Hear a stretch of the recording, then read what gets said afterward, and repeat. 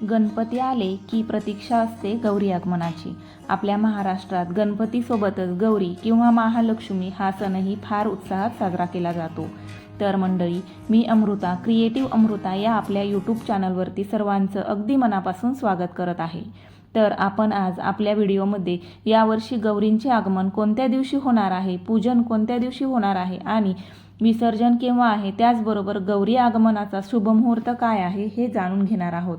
तर या वर्षीचे गौरीचे आगमन 10 सप्टेंबर 2024 वार मंगळवार या दिवशी असून पूजन 11 तारखेला आहे आणि विसर्जन 12 तारखेला वार गुरुवार या दिवशी आहे। तर गौरी आवाहनचा शुभ मुहूर्त 10 सप्टेंबर वार मंगळवार या दिवशी सकाळपासून रात्री 8:04 आहे। गौरी पूजा 11 सप्टेंबर वार बुधवार सकाळी 11:30 नंतर आहे आणि गौरी विसर्जन 12 सप्टेंबर वार गुरुवार रात्री 9:53 आहे। भाद्रपद महिन्यातील शुद्ध चतुर्थीला पार्थिव गणपती पूजन झाल्यानंतर भाद्रपदातील शुद्ध पक्षात अनुराधा नक्षत्रावर गौरींचे घरोघरी आगमन होते। आपल्या भारतीय परंपरेत गौरी हे शिवाच्या शक्तीचे म्हणजेच गणेशाच्या आईचे स्थान मानले जाते। तर गौरी आगमनासाठी एक सूप किंवा मोठे ताट घ्यायचे आहे। त्यात तांदूळ किंवा गव्हाच्या राशी घालून त्या राशींमध्ये गौरीचे मुखवटे ठेवायचे आहेत। त्यांच्यासमोर पानाचा एक विडा ठेवायचा आहे आणि त्यांच्या डोक्यावरती एक ब्लाऊज पीस ठेवायचा आहे। घराच्या समोर असलेल्या अंगणातील तुळशी समोर या गौरी ठेवायच्या आहेत। आपल्या आजूबाजूला असणाऱ्या सुहागण बायकांना बोलावून गौरींना हळदी कुंकू करून त्यांचे औक्षण करून पूजा करायची आहे। त्यानंतर सर्व बायकांना हळदी कुंकू करून अगदी थाटामाटात गौरींना घरात घ्यायचे आहे। आपल्या उंबरट्यापासून आतल्या बाजूने धान्याने भरलेले 5 ग्लास ठेवायचे आहेत आणि त्या ग्लासला ओलांडून घरात गौरींना घेऊन यायचे आहे। त्याचबरोबर कुंकवांनी गौरीचे पावलंही काढायचे आहेत। एग एग गौर येतच होते कोणाच्या पायी, गुराढोरांच्या पायी, मुलाबाळांच्या, धनधान्याच्या आणि धन्याच्या पायी येत होते असं म्हणत गौरींना आत घ्यायचं आहे।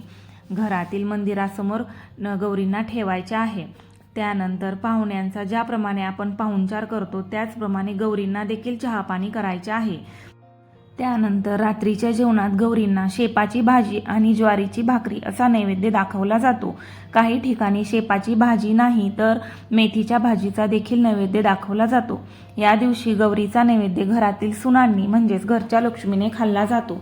त्याचबरोबर घरातील इतर लोकांना देखील हे जेवण असते। गौरीचं आगमन एकदा घरात झालं की घरातील पैसे किंवा कोणतीही वस्तू कोणालाही देऊ नये, त्याने घरातील लक्ष्मी निघून जाती अशी मानता आहे।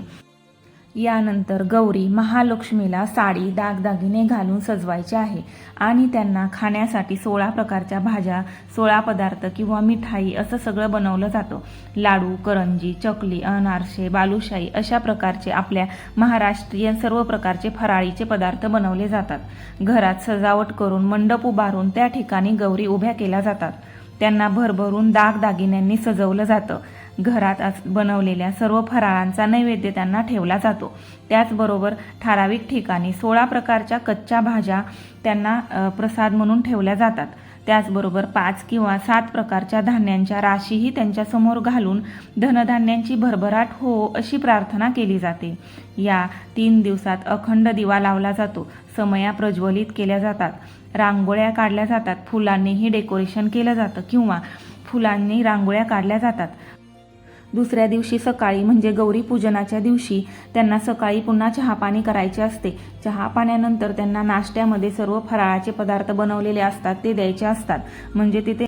तर दुसऱ्या दिवशी गौरी पूजनाच्या दिवशी दुपारी गौरींना पुरणपोळीचा नैवेद्य दाखवला जातो। रात्री त्यांना खायला पानही दिले जाते। मग तिसऱ्या दिवशी म्हणजेच विसर्जनाच्या दिवशी सकाळी उठल्याबरोबर गौरी निघून जातात अशी मान्यता आहे।